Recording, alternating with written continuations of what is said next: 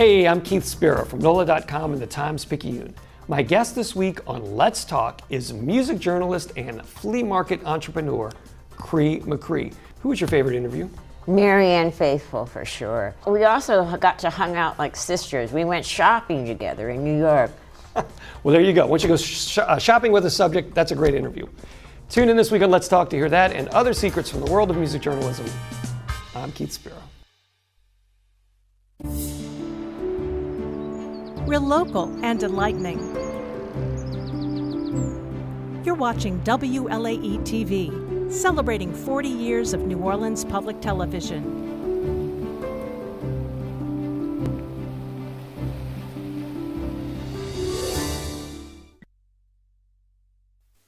Inside New Orleans Sports with Eric Asher is underwritten by... At Villery's Florist, we deliver the magic of flowers 7 days a week to the North Shore and South Shore in the New Orleans area. Whether it's for birthday parties, baby celebrations, Villery's provides colorful floral displays for all. With a store full of fresh-cut flowers, exotic tropical flowers, orchids, roses, and even fruit baskets, our goal is to make your vision a reality. Villery's Florist, proudly serving Louisiana since 1969. Dave Miette Insurance Agency. Auto, home, flood, business, 504-556-0809. Dave Miette, INSagency.com. C&C Drugs is a family-owned pharmacy that's been serving Southeast Louisiana for over 50 years. Whether you need help taking care of an elderly family member, a growing child, or even a pet, C&C provides patient-centered care for your entire family. C&C Drugs, large enough to serve you, small enough to know you. Locations in Mandeville and Araby.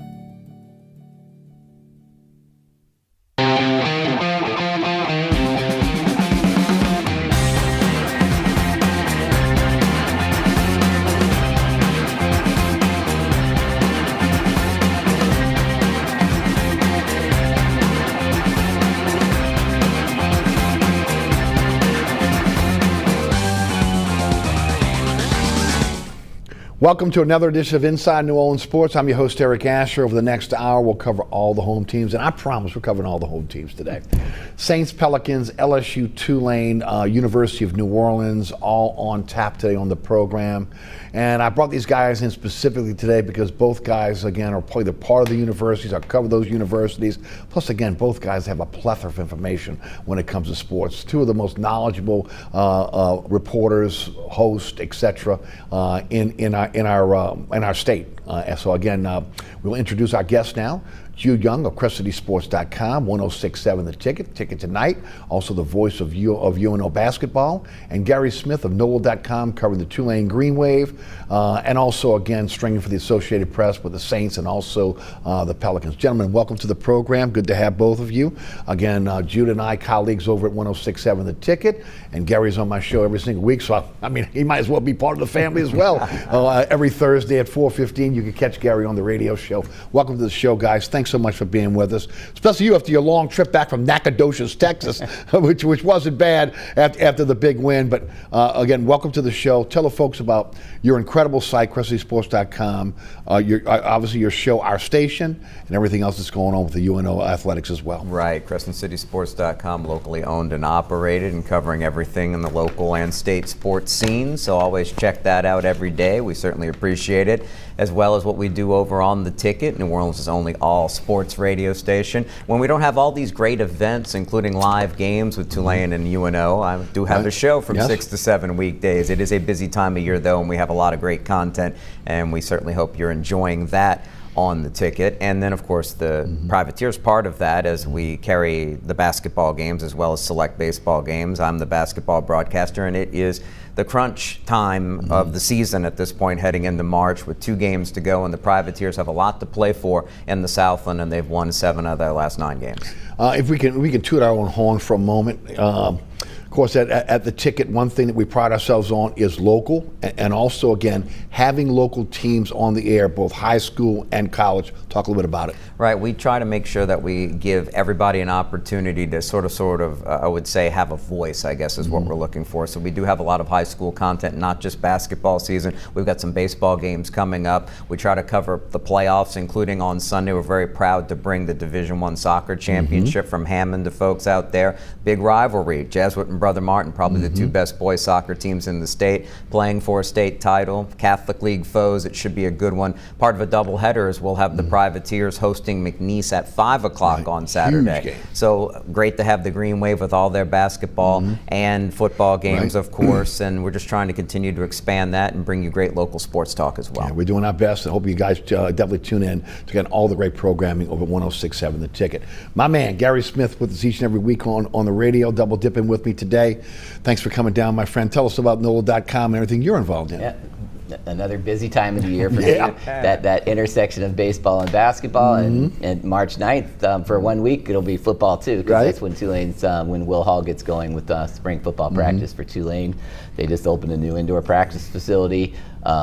Lot going on right now. In fact, last night I had to choose between the basketball game and the baseball game at South Alabama. I chose the basketball game. The baseball team almost threw a no-hitter. One night after looking like they were never going to win another game, that's baseball for you right there. Because they were completely outclassed by UNO the night before, and then they went to Mobile and dominated South Alabama. 8 innings, right? 7 innings. 7 inning game, scored 12 runs. I have some concerns about the baseball team, but always good when you can almost throw a no-hitter and rule a team on the road. Two very, very knowledgeable, again, sportscasters here and sports personalities here in our state. All right, guys, let's start with the Saints. And again, it is Combine Week. We're just really, again, within 15 days of the NFL opening up their new year, which means, again, free agency for the New Orleans Saints and the rest of the NFL. The way the Saints normally, again, operate is they try to get fill their holes through free agency, so it allows them to have get the best player available in the draft. Saints again picking 8th overall this draft, at least in most rounds. Again, should be able to get some pretty decent players coming out of the college game. The biggest, housekeeping that's got to happen first is what will happen with Jordan, Davis, Taysom Hill, and also Kamara, who is under contract. How do you think they deal with that? That's interesting because we don't know exactly how much they value those guys like we think they do versus what they want to pay them with the shorter term contracts. As good as they are structuring contracts to sort of lay money off towards the future, and they have a lot more space to deal with after this season with the cap that they're going to use right away. They do have to make a decision as well on Alontae Taylor, who might be the most valuable defensive back free agent out there, and he's going to get paid. Do they want to pay him, and can they get the right structured deal? If they do, I think out of all of those, it's hard to say because you appreciate everything Alvin Kamara has meant to the team. He's the running back wall. We're not surprised at his age. He's starting to hit it, and he's going to have to work with the team if he wants to stick around and have a chance to be a contributor, because I think the Saints are going to make a move there one way or the other, as in free agency or the draft, and maybe even both, to try to have more options at that position. I don't know why you wouldn't want to do everything you can to keep a Demario Davis within reason, and what we saw from Cam Jordan rejuvenated last season. Their leadership and their production say if you're trying to win a division and be a playoff team, veterans who have been there and done that, you want to keep those guys around. Taysom Hill's a wild card, like he's been his entire career. I would not be surprised if he wound up someplace else, though. And all those people who think, boy, you could see Sean Payton wanting him in Denver. The right coach, the right offensive mind is going to want to have him and use him, but are those guys out there that think of him at this point being worth the investment with the injury issues that he's had the past couple of years? The question for him is the injury issues, and is he willing to be able to come back from his injuries and continue to play again with the beating he's taken over the last couple of years? The Kamara thing is interesting because, again, he's under contract. You'd maybe like to keep him for another year. They're going to have to restructure the deal similar to what they did with Cam Jordan last year. And the question is, again, at this point, I think Jordan wants to come back. The question could be Demario Davis. Does he want to go with a contender and try to win a ring? Right. I mean, they need to keep Demario Davis. He just had the best year of his career. And like you said, it's not like running backs where the tread comes off the tires. It's not coming back usually. I mean, he's still maybe he'll suddenly be old, but there's absolutely no evidence of that. On the Kamara situation, I really did see a eye-opening stat the other day that he averaged less than a yard per carry fewer than what he should have, depending on blocking. Because last year I pushed back. I actually thought he had a bounce back year last year. He was headed for a 1,000-yard year before he got hurt. I thought the year before that he looked slowed down. I thought, but this year he wasn't good. I mean, there's no other way of putting it. He was dead last in the NFL according to one metric in terms of yards per carry and what you estimated on what your blocking was. So obviously, yeah, it has to be very team friendly for them to get him back, and I think they need to address it. And when he was healthy, draft and in free agency, they weren't using him in space and That's trying the to give him problem. screens and swing passes, which tells you what they thought of the play. I think it does, because I don't think they're dumb. I mean, I think they just didn't. He just didn't have the same elusiveness, or he really wasn't doing much of anything. Effective last year. Before I would count him out, I'd like to see again use him more in space. I just think running him up the middle at this point in his career, again, all you're doing is wearing him down, and you're not going to get the type of production that you would normally get. If you can utilize his talents of getting him in space and still utilizing again what he has left in the tank, I think it can help you. Also, again, he's not a bell cow back anymore. Right. Okay, you got to get someone that can carry the load, that you can count on year in, year out, which leads us now. Again, you mentioned Alontae Taylor. I do want to talk about that as well, because the question is, again, it goes back to C.J. Gardner-Johnson, almost the same exact scenario. A guy that played the slot corner for you, looked like he was really, again, want to be one of the best in the NFL at that. He wants to get paid as an outside corner, as a lot of them do. Alontae Taylor is perfect for that star position. Will this? If you tag him, it's like $20 million. He's not worth $20 million a year. Well, some are saying 13 to 15. Think the Saints can afford it? I think it's going to be a lot closer to 20 when it's all said and done. The estimates that I've seen estimate, upper teens at this point. And it's because I think that salary structure and that mindset in the league is starting to change. You constantly have 5 or more defensive backs on the field, and a guy with his kind of versatility, he hits and tackles like a safety. He can attack the line of scrimmage. He can be a blitzer, but he can also match up in the slot. I don't think he's an outside corner, but in a pinch you can throw him out there, especially for a team that now plays a lot of zone. So he's got value around the league, and he's going to get paid by somebody. The Saints have to determine, again, it's sort of like what we look at with each position, free agency versus your draft position, especially that draft capital in the first couple of rounds. What's the value there? Do we want to pay this guy this much, or maybe say a Caleb Downs, if you think he might be available at number 8, you have him instead who can step right in and be that type of guy, a more talented version of a Brian Branch and what he did with the Lions, and you're paying him between $7 and $8 million a year on the rookie contract. And that money that you save can go someplace else. How valuable do they think each guy at each position is going to determine how they attack free agency in a couple weeks, and that's going to determine the value on their draft board. They say we're taking the best player available, but there's always the caveats there once free agency answers some of those questions. Exactly.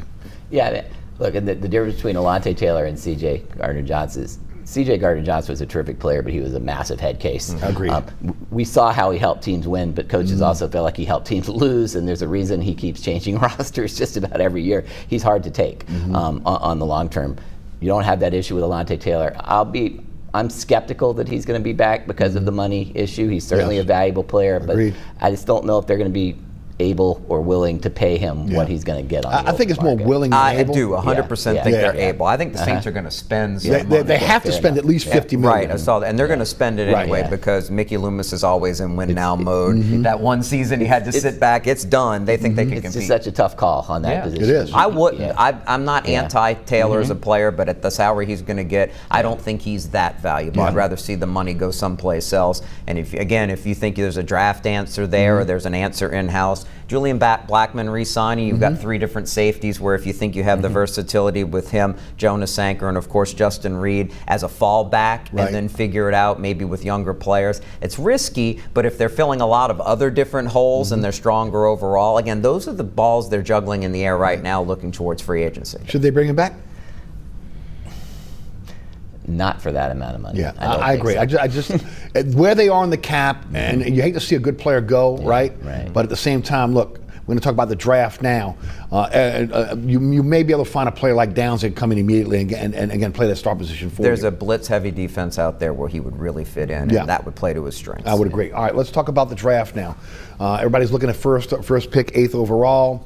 This could be a scenario where, again, the Saints are all in on Jeremiah Love, but Kansas City's right behind him. There's a lot of rumors right now they might want him. We can remember, again, with the Mahomes situation where they traded right in front of him to grab Mahomes. Is Love the Saints guy?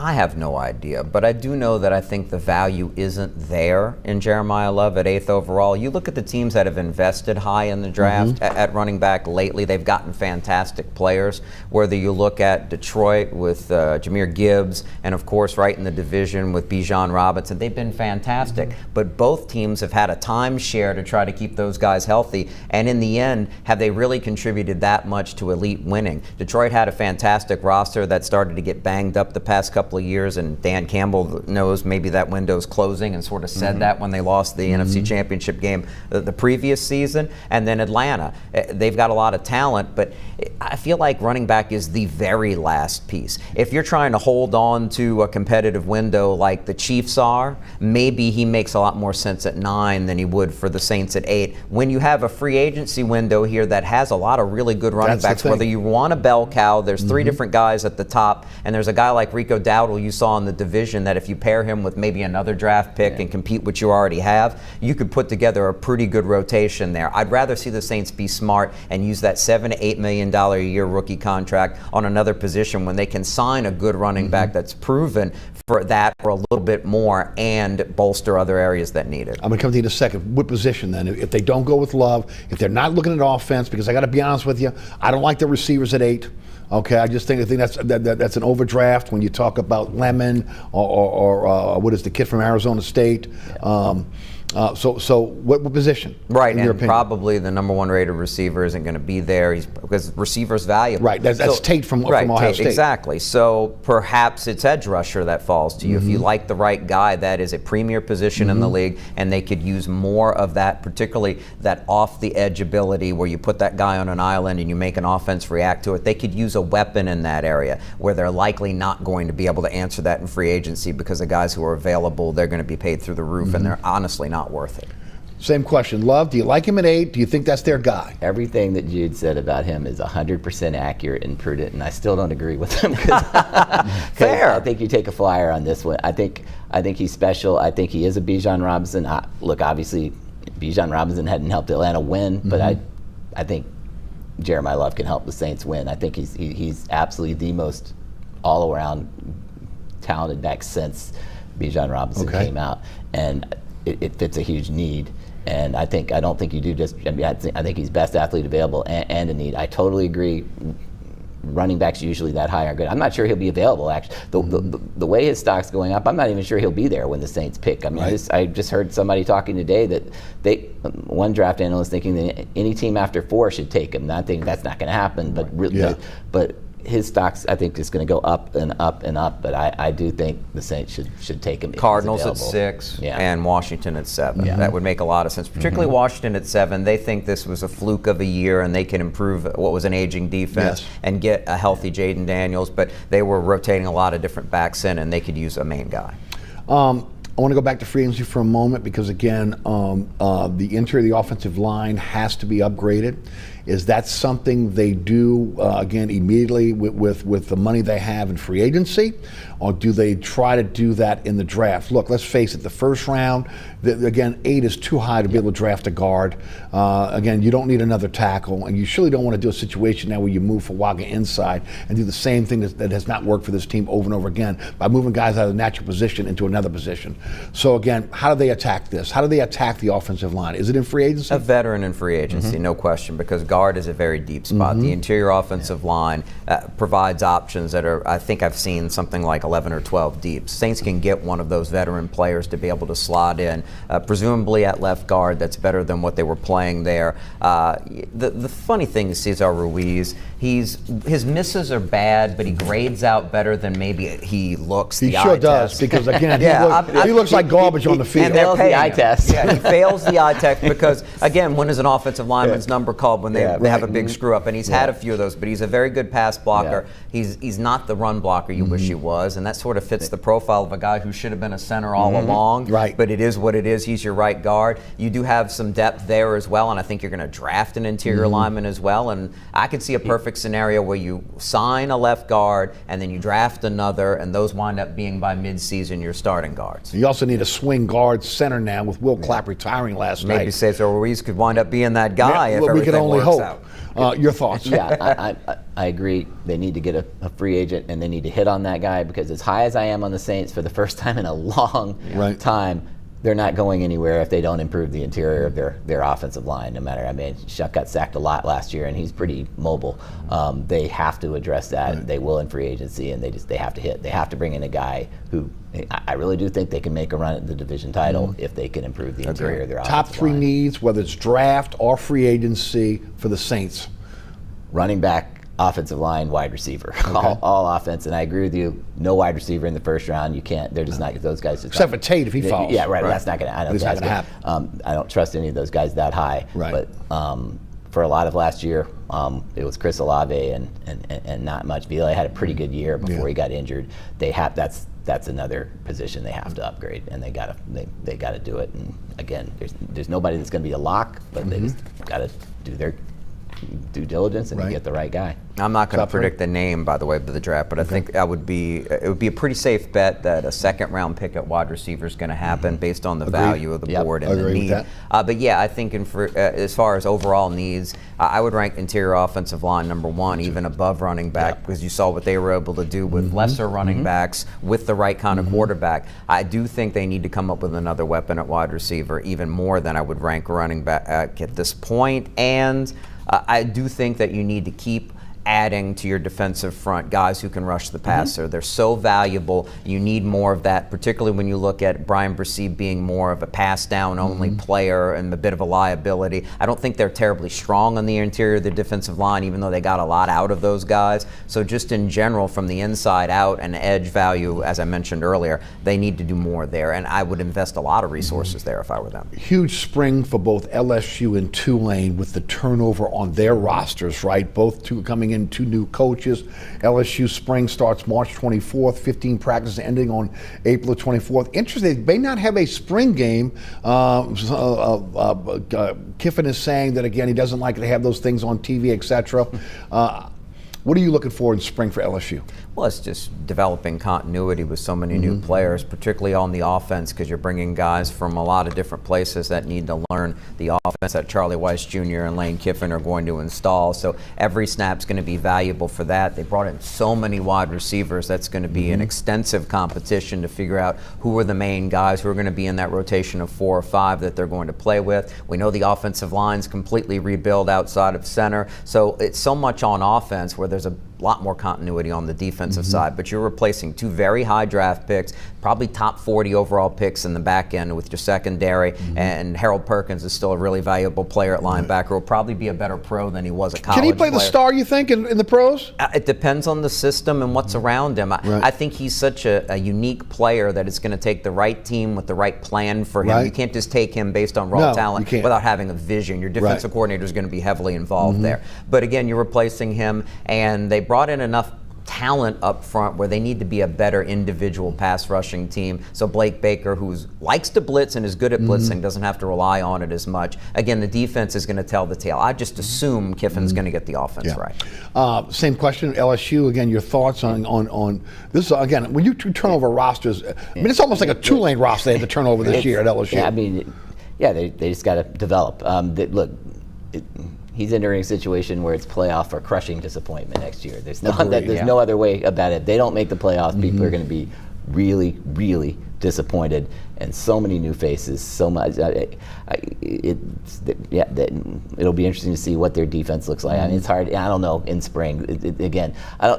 For the public, I don't think it's going to matter that much. But they just need They need to coach those guys up. They need to coach them up a little bit better than they were coached up in the last couple of years, frankly, and see where that leads them. I think he needs to take a page from Summerall's book. I'm not saying this. This guy turned his roster over every year at Ole Miss. So again, it's not like he doesn't know what he's doing. But Summerall made, he did the buddy system with the players, where again they got to know each other, etc. All those kind of things. You got to figure that out, because again, continuity is going to be a big thing for both those teams going into the season. And leadership, by the way. I think it's a great point, because it's not a mercenary situation. They've got to come together as a team and be ready to do that once you get to September. And people make assumptions that just works out when you're practicing together, but not when you don't have a foundation of leaders, because you've flipped your entire roster. It's absolutely true. And of course, again, a lot of that will take care of itself, because again, that coaching staff, that coach, again, has turned his roster over every single year, so he knows the formula.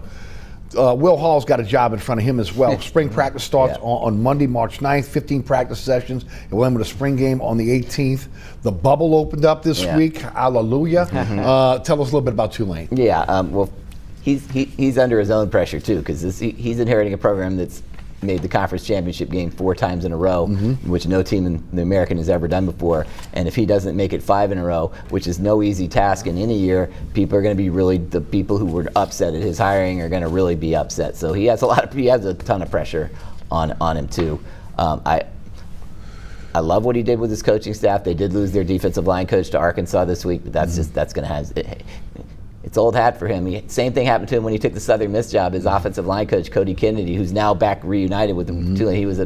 He had a cup of coffee at Southern Miss, and then Arkansas hired him away from him, and that might have affected Southern Miss down the road, because they're really almost bosom buddies. They're so close together. But again, for him, it's going to be making sure the players believe in him, because as much as they talk about they liked the hire, he had his history at Southern Miss. Summerall had already won championships at Troy when he came.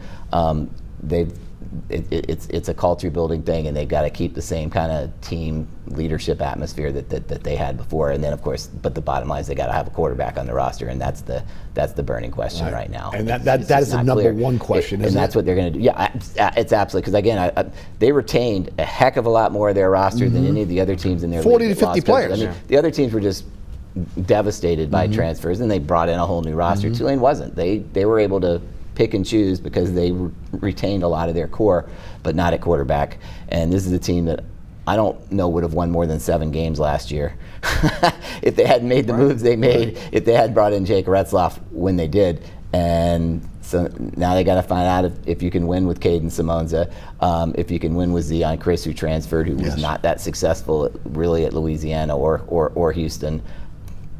Or one of those freshmen. They can hope they can have another Darian Mensah situation, but that's the exception rather than the rule, where a guy who hasn't played, that's going to determine everything, because you can't win. You can't get to a championship game if you don't have championship quarterback play. Same question. It's very concerning what you just said, because you go back to quarterback, and if that doesn't work out, then all the other things that you can do well, you're not going to notice it in the one-loss record. And you mentioned the pressure. It's so different when Lane Kiffin comes in like the Pied Piper and everybody's following him. Will Hall's hire was a disappointment to a lot of people. There are a lot of people uptown who like Will Hall as a person and believe in him as a coach, but that noise is going to get loud quickly, because the Tulane fan base has grown in their vocal aspects when you see them on the internet and publicly, and they have high expectations now. They've been spoiled after being not spoiled, the exact opposite for decades, for the last 40 years, and they have those expectations with so many good returning players. It could get rough if they're not getting the job done right out the gates early in the season. The schedule. They play at Duke, they play at Kansas State.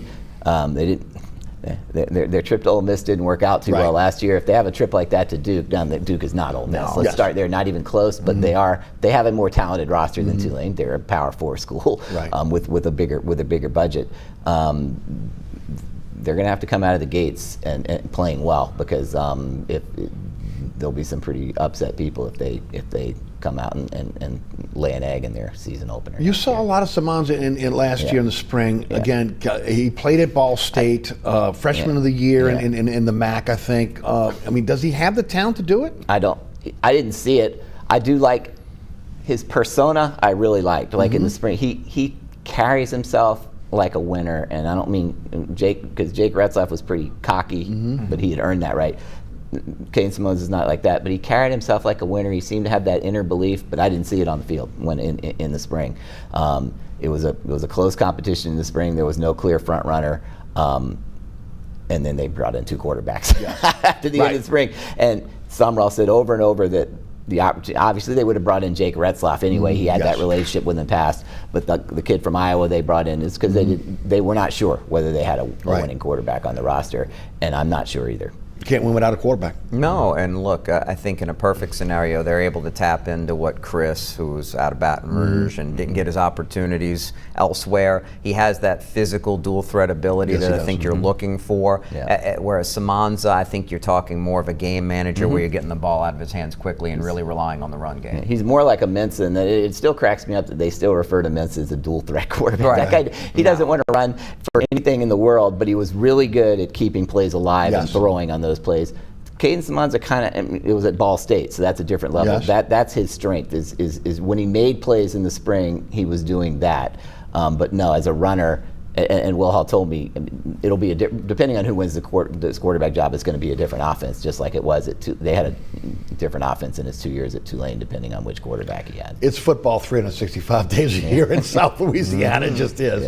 You are watching Inside New Orleans Sports. Our guest tonight, Guerry Smith of NOLA.com, Jude Young of CrescentCitySports.com, 106.7 The Ticket, and the voice of UNO basketball. I'm Eric Asher. I'm your host. We'll be right back after you hear from our underwriters. Stay tuned.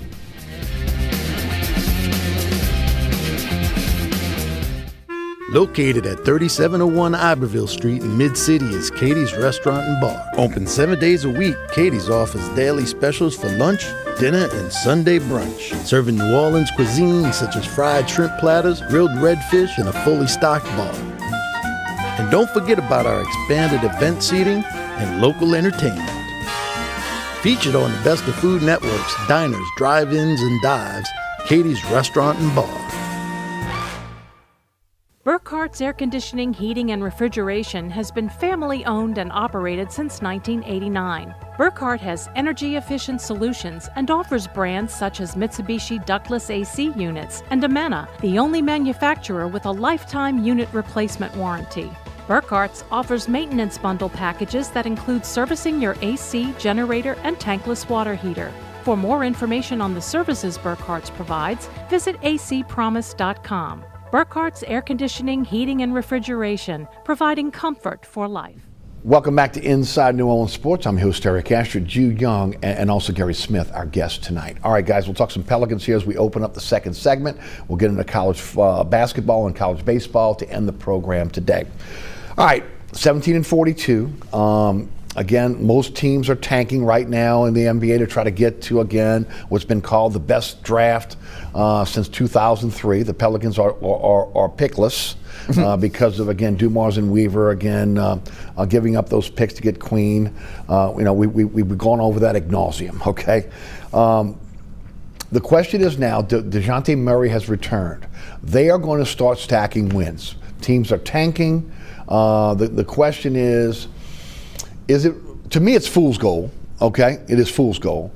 But can this be a catalyst for next season for this team to take the next step if we see this team play together and we see an opportunity for them to get better? Never say never. I'm not going to buy into that. But while they're stacking wins, at least you have to hope that they're stacking value as far as these players, including Murray, including maybe Jordan Poole getting back in the mix so that you can do something with them to make up for the fact that you don't have any picks and you don't want to keep these guys long term. Those guys to Murray's trade? saying all the right things right now, but he doesn't want to be here. All right, He's trying to get out of town. He thought he was going to be able to be traded without playing another game for the Pelicans. It didn't work out. So now he's going to play really well, but I don't buy his character. And Jordan Poole, I think, actually does want to be here. He's just not a winning ball player when he has too much responsibility.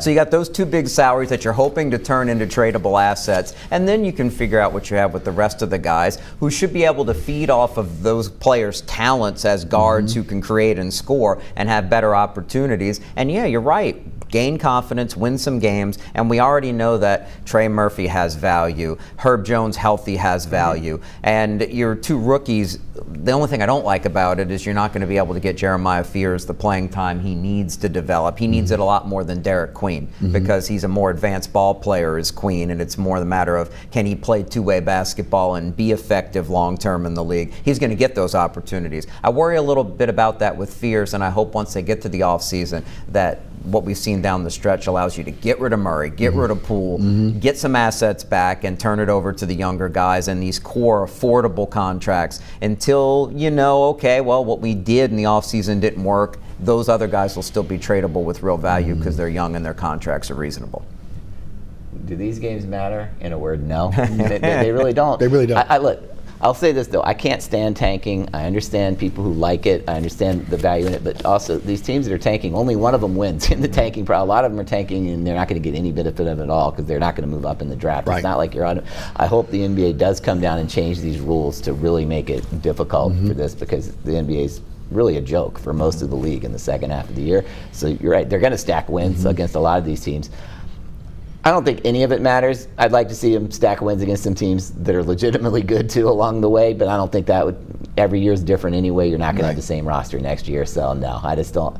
There's not much value left in terms of how many wins or losses. Do you agree with Jude that again they should be showcasing Looney and Zion and Murray and other veterans to be able to trade at the end of the season? I think we've seen enough from this current roster, other than the players he mentioned, that it's not.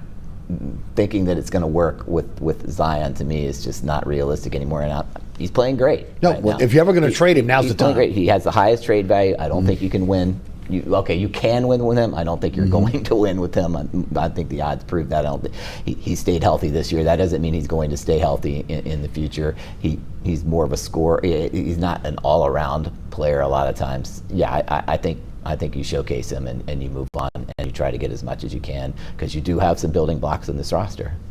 Other than, again, injury, we still have some injuries now right now. One of the frustrating things I've had over the last couple games with this team is, again, you're playing DeAndre Jordan. Now you're playing Murray because Murray's come back from injury. When you're starting to play more veterans, where when the season was still alive, so to speak, we went the route of the rookies.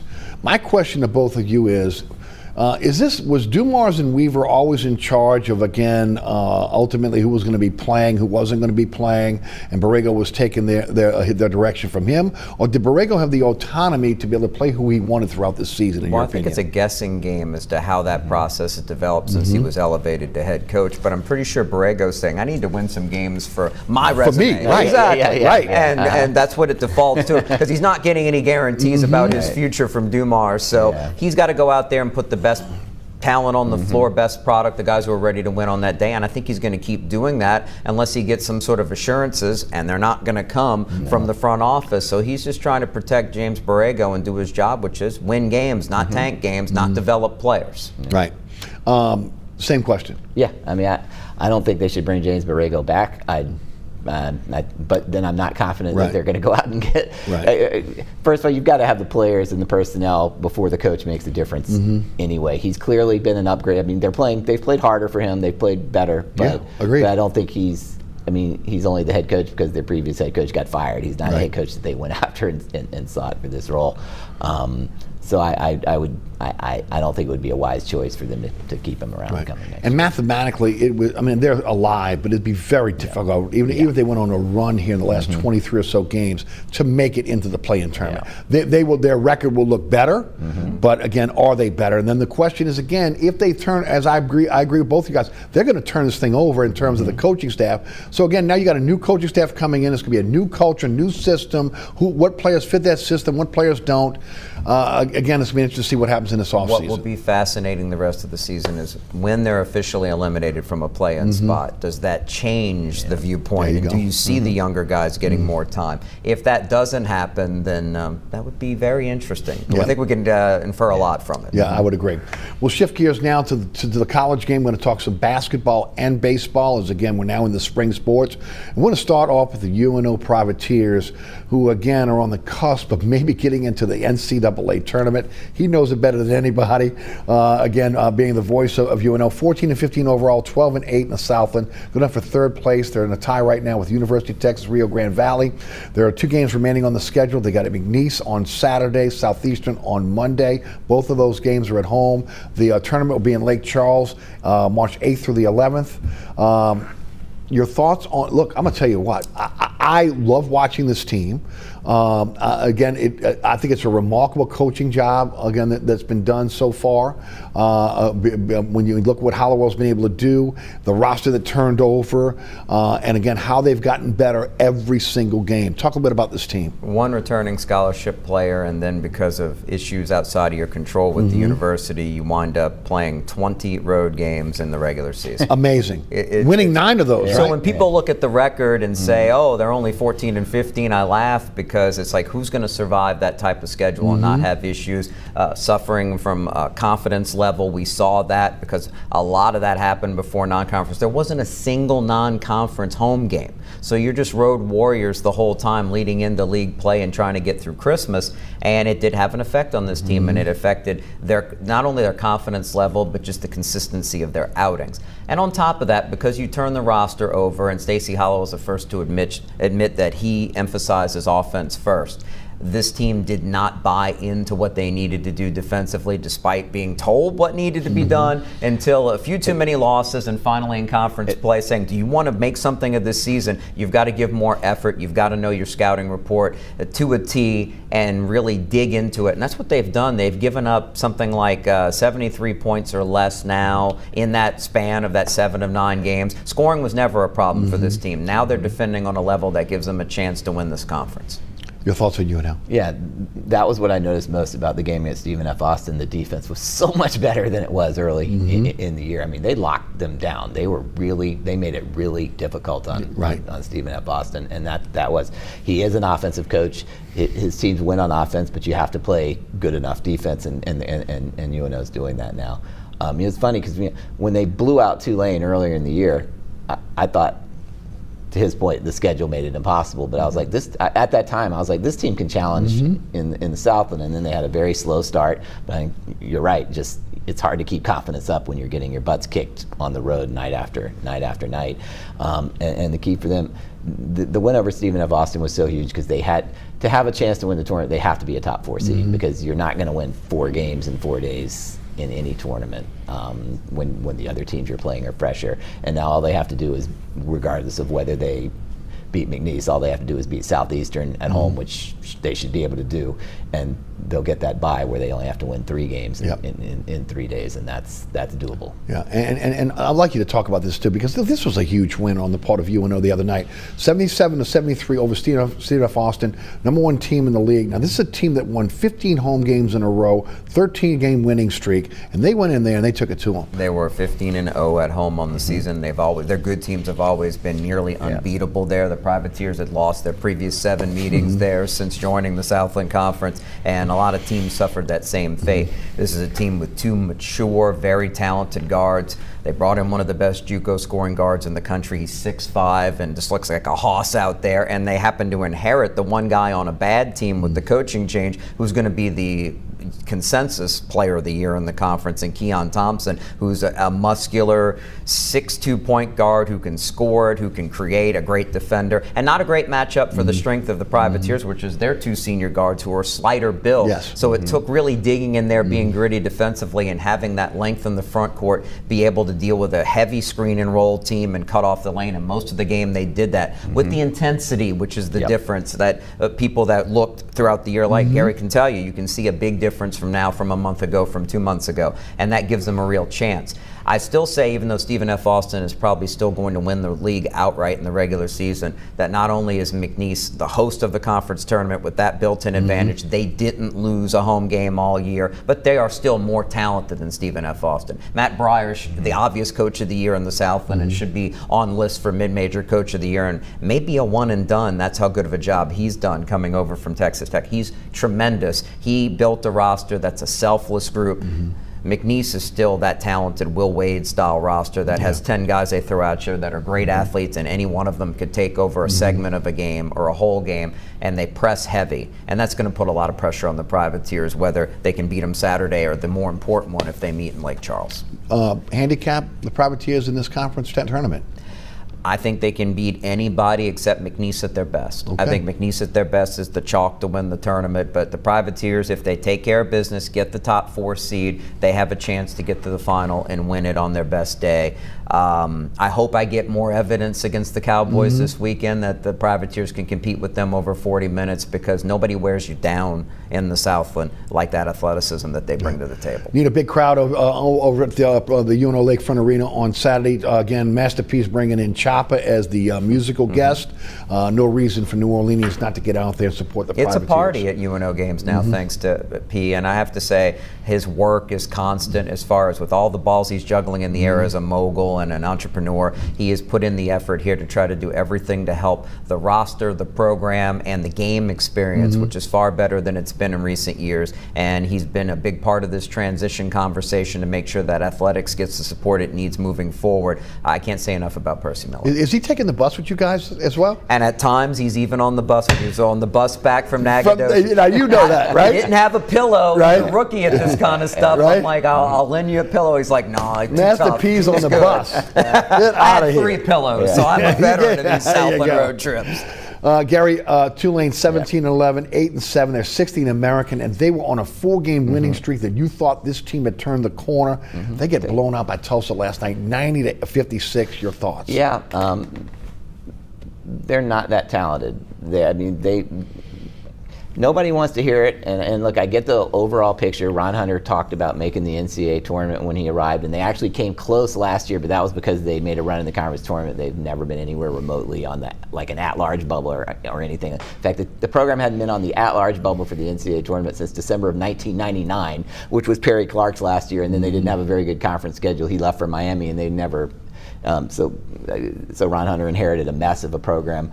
But when Greg Glenn died in his tragic drowning in July, this wasn't a roster that was deep enough or talented enough to be a legitimate conference contender with that. He wasn't a great player, but he was a unique player and perfect for Ron Hunter's system, because he was a versatile big man who could run the offense almost like a point guard a lot of times. He was a beautiful passer. When they almost beat Memphis in the conference tournament last year, he made about 2 or 3 just gorgeous feeds for 3-pointers to Cam Williams, who's now playing for Kentucky, or was playing for Kentucky until he broke his foot. But they have a winning record in conference because they've been really good in close games. They're 5-1 in games that have been 5 or more points. I did think they had a chance against Tulsa, because again, Tulsa had a 3-game losing streak recently. They lost to a UAB team that Tulane then a few days later went to UAB and had a 15-point lead at halftime and was able to hold on and beat. But Tulane can't beat top teams when the top teams are playing well. And Tulsa came in. They're still really angry about their 3-game losing streak, because they thought they had the best team in the league. They were a borderline, not really, but at-large candidate, because nobody's going to get an at-large bid from the American this year, and then they wanted to get back to proving that they can go and win the tournament. And Tulane just not good enough offensively. That's their big. If you can guard Rowan Brumbaugh, Tulane is in big trouble. Yeah. And Rowan Brumbaugh, who's not played well either time they played UNO the last 2 years either. In between those games, he's one of the best players in the league, but he had a rough night last night. I think he was tired. His first shot, he was wide open. He barely grazed the front of the rim. That's a sign, a telltale sign. And the whole team looked mentally and physically tired. And just like I mentioned with UNO needing to get to a top 4 seed, Tulane had to get to a top 4 seed to have any chance, and that's not going to happen now. There's no scenario where a team like Tulane is winning 4 games in 4 days in a conference tournament against teams that are fresher than they are. Awesome. They have so many weaknesses as far as the lack of Glenn and what they have left in the front court that they have to play through. Even getting more contributions from the one returning big who has physical talent, Percy Daniels, helping them as a defender and a rebounder, helped during this recent win streak. But in general, they have no interior post play offensively, and they have to choose their poison defensively overall, because they either give up a lot of open threes, or the issue becomes because they're spread out defensively and trying to match up, and they don't don't have size in the front court for the most part. Teams kill them on the offensive glass, and it's like if it's the wrong matchup, they can have nights like they had last night. And I think they've done the best with what they have, which is a lot of good perimeter one-on-one type players who can score. But it's really Brumbaugh's the only one who's consistent. And again, I understand the criticism of Hunter, but it does drive me crazy that there's the general perception out there that he can't coach. He can coach. Yeah. He can coach. You don't win that many games. Doesn't have the personnel. And look, that's on him. Part not Greg Glenn's death is not on him. But that's on him and on Tulane in general in terms of what they're giving for support. But this team is pretty much maxed out where they are right now with a winning record in the conference. That's why I want to go next. NIL money. Where is there the support for the basketball team? They have enough. I mean, they're in the upper echelon of their league, but it's certainly, I mean, obviously not Memphis. It's not South Florida. They have enough. It's just you have to make the right choices. Look, they were more talented last year. The two guys they lost, Caleb Banks and Cam Williams. Caleb Banks is not having a good year, by the way. I think DePaul is where he went to. Yeah. But they were perfect fits for what Ron Hunter wanted to do. The two guys they brought in that are pretty much their replacements this year, Scotty Middleton, who was white hot from three-point range, but not as versatile, and Curtis Williams from Georgetown, who's a streak shooter who takes some bad shots a lot of times. They're not as good as the two guys they replaced. So the team, so you take out Greg Glenn, you add the newcomers. They just didn't hit well enough on the transfers that they brought in to really to make an impact. The Green Wave roster is not physically imposing, and they don't have the ability to play, even in this era of quote positionless basketball. You've got to have the ability to say, hey, I got to have two post players out there who can play two-way basketball for me. Even if they're just guys to set screens and defend and rebound, they don't have enough of those options in the front court, and that is on the head coach and his staff for not constructing more depth in the front court. And one of the things I'll say is their defense in league play has been really good this year. It was not yesterday. They were holding teams below 30% from three-point range, which they've never held for a whole year. They were playing so incredibly hard. I think that's one of the reasons they're worn down, because they have to play incredibly hard. I mean, Rowan Brumbaugh has terrific hands. Their new Luke Rasmussen, and that's another example of good coaching. This is a guy, he was a walk-on at Lafayette College. He comes to Tulane, was not in the rotation. Right. They had a 4-game losing streak. They realized they had to do something. They put him in, and he's an incredible defensive player again, and with hands and stuff like that. That was they started bringing Scotty Middleton off the bench, and Scotty Middleton immediately went 17 for 28 from three-point range over a 6-game stretch. But there's just, like you said, there's just not enough. Not enough there. Final question on Tulane. Ron Hunter, again, is he safe? Again, will they buy him out? What do you think the situation is there? He will not. Unless they totally collapse, he's not going to get fired. I have that on pretty good authority, whatever people think. Is it possible that he may decide to step away? Yeah, he's been through a lot. He had a death in his family. The Greg Glenn situation, he's been through a lot. Does he truly think at this point that he can get because he came to Tulane to take Tulane to the NCAA tournament. He said it, he believed it hadn't happened. He's 7 years in. They're probably going to lose Rowan Brumbaugh. They're probably going to lose most of their guys, because that's the American got ravaged more than any other conference in the country, because the teams are just good enough that the big programs want them, and they're not good enough to have the money to keep the guys. So does he really want to start over with a totally new roster next year? I think it's going to be in his court as to whether he comes back. And I got to tell internet fan or fan in the stands who wants to grumble, you're just poisoning the well for what Hunter can be able to do to be successful. You're not changing anything, and it does have a negative effect overall on the players and the vibes around the program. So you might as well support it unless you can write a big enough check to change things. That's what it comes down to. And one last thing, he's had 3 winning records in his last 4 years in conference play. 2 of them 12-6. One of them when Houston, Cincinnati, and UCF were still in the league. In the 29 years before that, they had 1 winning record in conference play. I'm going to stick with the coach for a second as we talk about LSU. By the way, they snapped a 5-game losing streak last night, beating Ole Miss 106-99 in double overtime. 15-13, 3-12 in the conference. The question, there are 2 questions really here. Is there really a commitment to basketball at LSU now, based on again how they're spreading out the revenue sharing, and also again the NIL money? And then the second question is again, will Matt McMahon return? Now, most people believe he is because they don't want to buy him out. It could be somewhere between $7 and $10 million to buy him and his staff out, and then everybody's talking about going to get Will Wade. What do we get to buy Will Wade out, bring him back?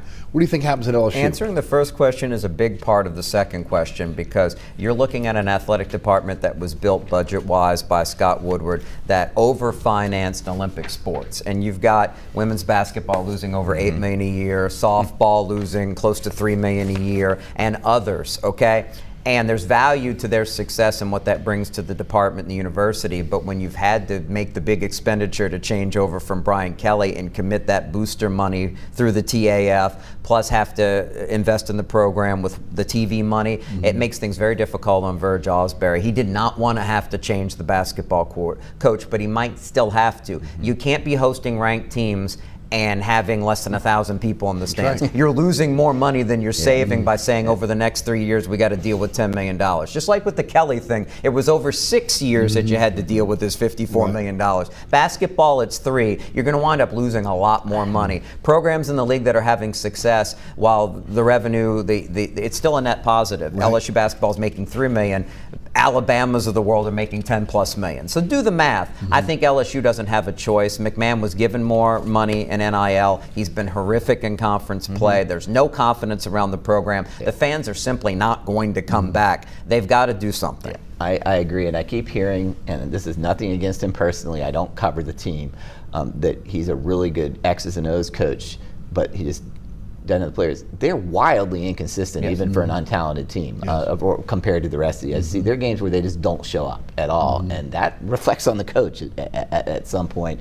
And as he said, their record is just absolutely abysmal in conference play. And yeah, it's hard to win in the SEC, but that was the job he took, was to coach in the SEC. 2 games this year. 2 games this year that back up your point. At home against South Carolina, Mississippi State, getting absolutely destroyed in the first half. They have more talent than those 2 teams. Exactly. I've seen both in person. Mississippi State and LSU. They shouldn't have been down 30 in the first half to Mississippi State. So it was a nice win on Wednesday night. They never led from the end of the second half until the second overtime. That might end up keeping them from finishing dead last in the league. But when that's your goal, is to not finish dead last in the league. In a 16-team league. You got problems. We got 3 minutes left, so we're going to do rapid fire here. LSU baseball's 8-1, or are they an Omaha team? Yeah, they're an Omaha team. I mean, there's no guarantee, but pretty at LSU, when you're this good, there are very few LSU teams that are this talented that don't make it to Omaha. So yeah, I think they're an Omaha. The only question is they don't have the 2 hosses they had on the last 2 staffs that are going to get 6, 7, maybe the complete game like a Paul Skeens. They still have to figure that out, but they have more arm talent, I think, overall than those teams. And this has been his best hitting team so far. We got to see it against SEC competition, but to think they can't get to Omaha would be nuts. UNL, we're 6-3 right now, 15-2 over South Alabama. I'm sorry, 4-5 right now, 4-0 over Southern last night. Your thoughts on UNL? How good can they be? 2 midweek games. They really need to have a successful series against the Stephen F. Austin team this weekend at the Lakefront that isn't supposed to compete. What it comes down to is Andrew Gibson has played a lot of lineups, a lot of pitchers trying to find the right combinations with massive roster turnover after taking over the job. They're very much a work in progress. I think it'd be a huge success in a deep Southland if they just make the conference. And I'll let you take Tulane. Tulane again, 6-3. Tulane's just lucky that UNO isn't in their league. UNO's now beating them 4 times. I've seen so many tweets and whatnot. Please don't start a football program, UNO. Tulane, I think this is the most talented roster he's had overall, but there's still a lot of question marks. My one concern for them this year, hitting was supposed to be their strength. They've needed a lot of walks. When they've played teams where they just walked them a lot, which is a college baseball thing, they've scored a lot of runs. But when they've played a team like UNO where they didn't walk them, they haven't really hit much other than Jason Wax, and that was supposed to be the group that was going to carry the team. It's so early in the season, though. It's hard to tell. Those offenses the last couple of years under Illman haven't manufactured enough runs. They have a lot of physically imposing, impressive-looking, talented guys, but they don't do the little things to be able to generate runs in those situations. I'm glad he brought that up, because that's the first thing I noticed about I'm going to give you 30 seconds to talk about CrescentCitySports.com, your radio show, and, of course, how folks can follow you. 6 o'clock weeknights following this guy here in drive time afternoon, and 6 to 7 followed by Deke Bellavia, the Big Chief, back on the air. We give you 6 hours of local sports talk weekdays, including all the live games after that and what we do on the weekends. Tune into the station and CrescentCitySports.com. Again, we're busy. We're covering, especially giving the high school level the support it deserves. It's a passion for us, but we're all over the Saints, LSU, Tulane, UNO, you name it. CrescentCitySports.com. And Guerry will be with me this afternoon at 4:15 as he does each and every Thursday. Gentlemen, thanks so much for joining us on the program tonight. I really appreciate both of you, again, being on both the radio, TV shows, and being a big part of what we do here, again, on this program as well. All right, folks. Thanks so much for tuning in. There's a QR code on your screen right now that will take you to the WLAE-TV YouTube channel, to my website, ericasher.com, where you can check out our program. I say it every week because we're blessed. We have so many ways for you to catch our show. Set your DVR, you'll never miss the program. WLAE-TV, WLAE-TV 2, also known as Encore, and Pelican Sports Television. You find the network you like, or again, the YouTube channel, and of course, we put it all on our social media platforms as well. You'll never miss the program. You catch me on the radio, 106.7 The Ticket. That's 4 to 6 weekdays. You can listen live at ericasher.com. We have a app at 106.7. 106.7 The Ticket app. Search for it on your at your app store. Also, iHeartRadio app, TuneIn Radio app, and the digital platforms. You can take the station and the show with you everywhere. Again, remember, make sure you put 106.7 on your presets on your vehicle as well. All right. Well, again, we want to thank the underwriters who make our show possible. Please support our underwriters. They are the reason why this show has had the longevity it's had. Be on the air for 13 years. We appreciate each and every one of our underwriters, and of course the staff here at WLAE-TV who do a fantastic job producing our program every week. Ron Yeager, Jim Dotson, Alex Chacon, and the best director on the planet, William Hill. For Jude Young and also Gary Smith, I'm Eric Asher. Thanks so much for tuning in. We'll see you next week for another edition of Inside New Orleans Sports. Thanks for watching.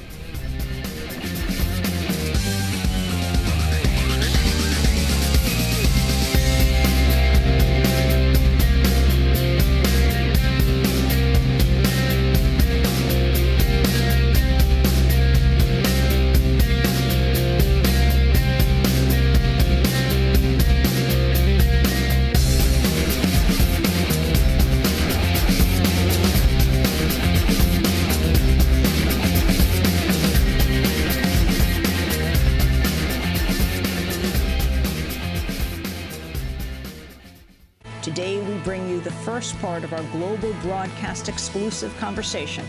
I'm Amy Goodman. And I'm Juan Gonzalez. This is Democracy Now! Weekdays at 12 on WLAE. We're local and enlightening. You're watching WLAE-TV, celebrating 40 years of New Orleans public television.